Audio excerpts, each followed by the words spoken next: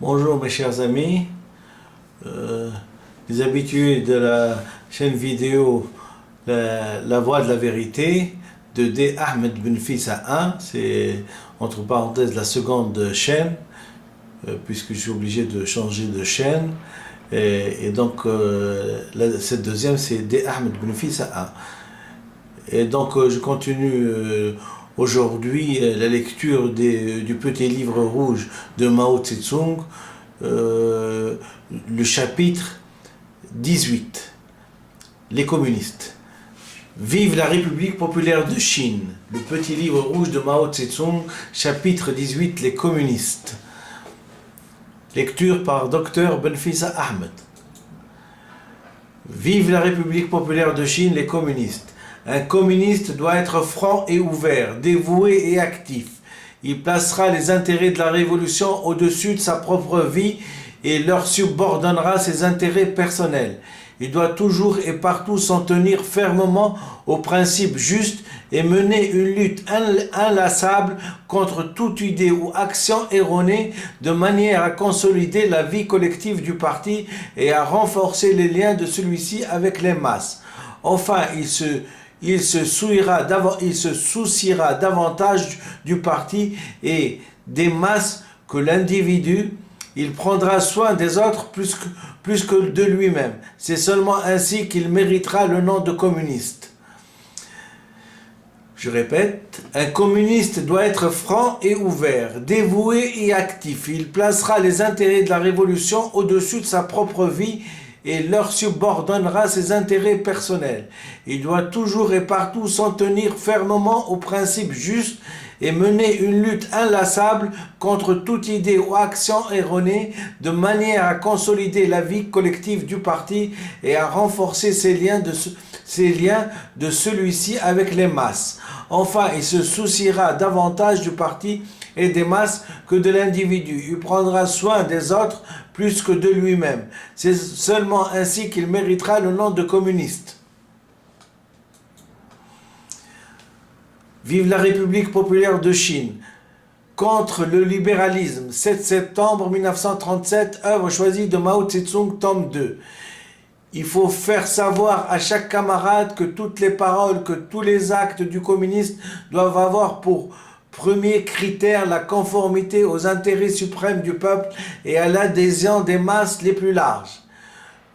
Du gouvernement de coalition, 24 avril 1945, œuvre choisie de Mao Tse-tung, tome 3. Jamais et nulle part un communiste ne placera en premier plan ses intérêts personnels. Il les subordonnera aux intérêts de la nation et les masses populaires. C'est pourquoi l'égoïsme, le relâchement dans le travail, la corruption, l'ostentation, etc. méritent le plus grand mépris, alors que le désintéressement, l'ardeur au travail, le dévouement et à l'intérêt public, l'effort assidu et acharné commandent le respect.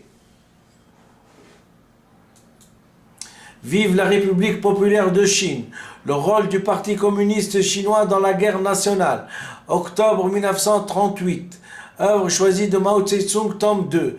Un communiste doit toujours être prêt à défendre la vérité, car toute vérité s'accorde avec les intérêts du peuple.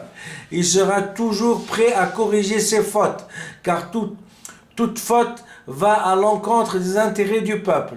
Du gouvernement de coalition, 24 avril 1945, œuvre choisie de Mao Tse-tung, tome 3. En toute chose, un communiste doit se poser la question du pourquoi et doit réfléchir mûrement, voir si tout est vraiment fondé et conforme à la réalité. En aucun cas, il ne faut suivre aveuglément les autres et préconiser la soumission servile. Pour un style correct du travail dans le parti, 1er février 1942, œuvre choisie de Mao Tse-tung, tome 3. Il faut encourager chaque camarade à tenir compte des intérêts de l'ensemble. Je répète parce que c'est important.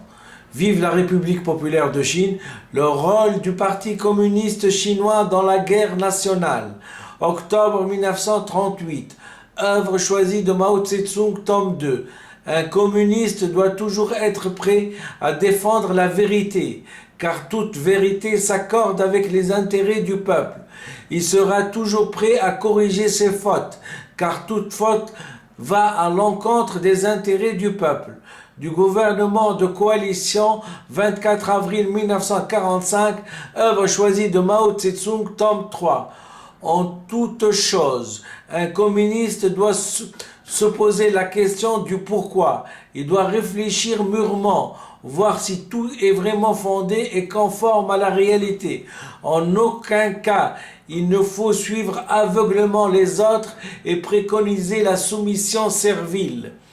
Pour un style correct de travail dans le parti, 1er février 1942, œuvre choisie de Mao Tse-tung, tome 3, il faut encourager chaque camarade à tenir compte des intérêts de l'ensemble.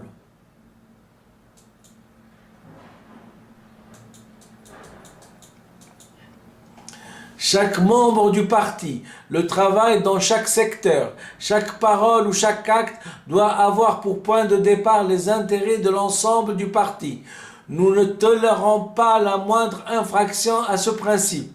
Pour un style correct de travail dans le parti, œuvre choisie de Mao Tse-tung, tome 3.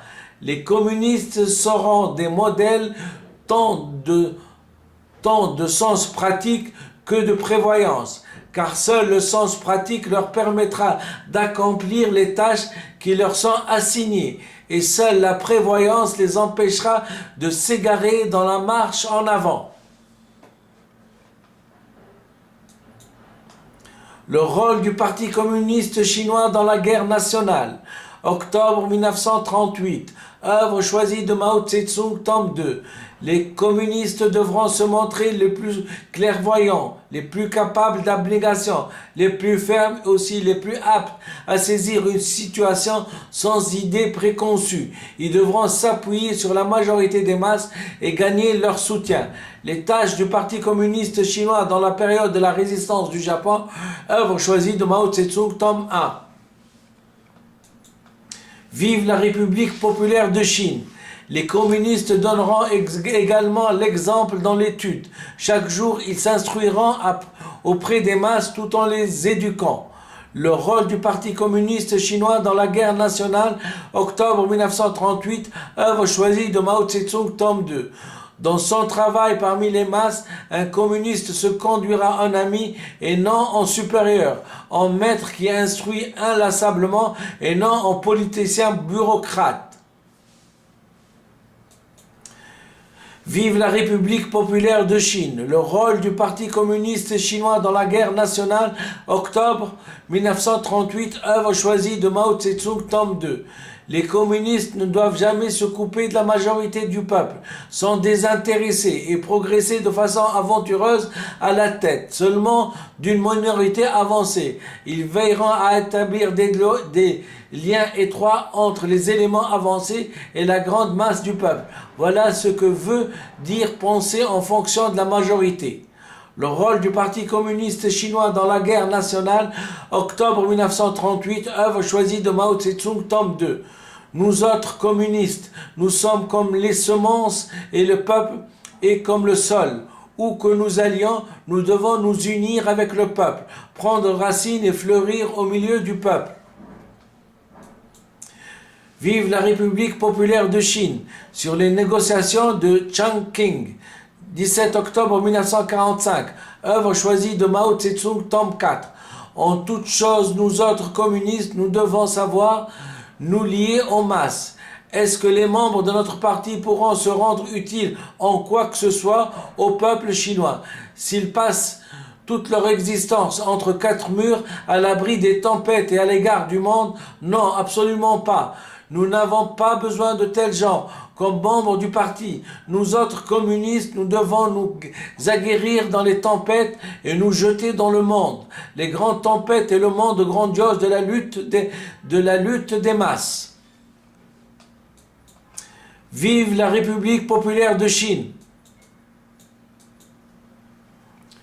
Organisez-vous. 29 novembre 1943. Œuvre choisie de Mao Tse-tung, tome 3. Le rôle d'avant-garde des communistes et leurs exemples ont une importance extrême au sein de la 8e armée de route et de la nouvelle 4e armée.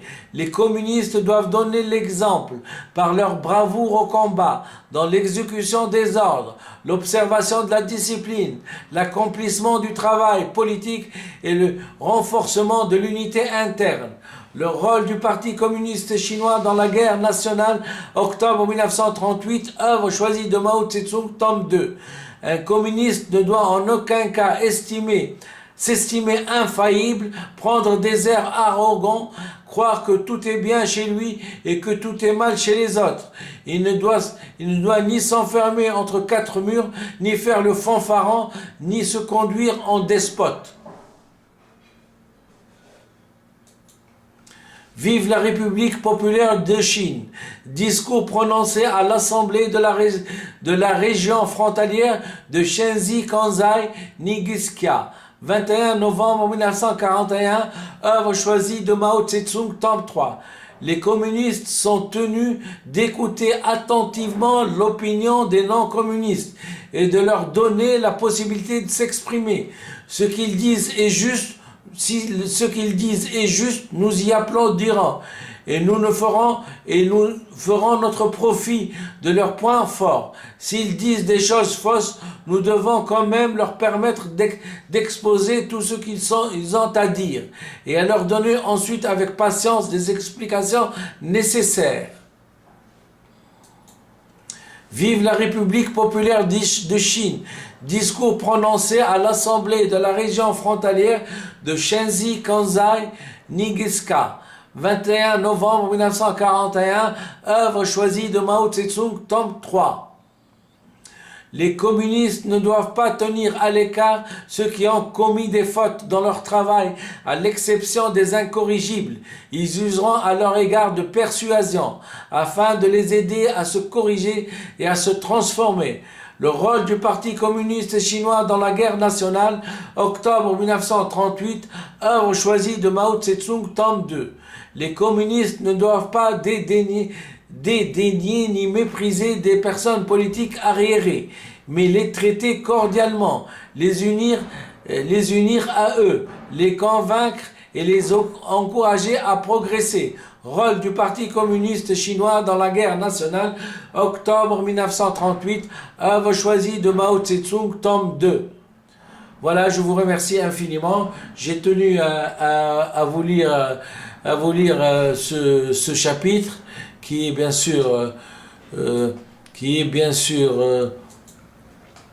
18e chapitre, les communistes. Merci et à bientôt. Bonne journée.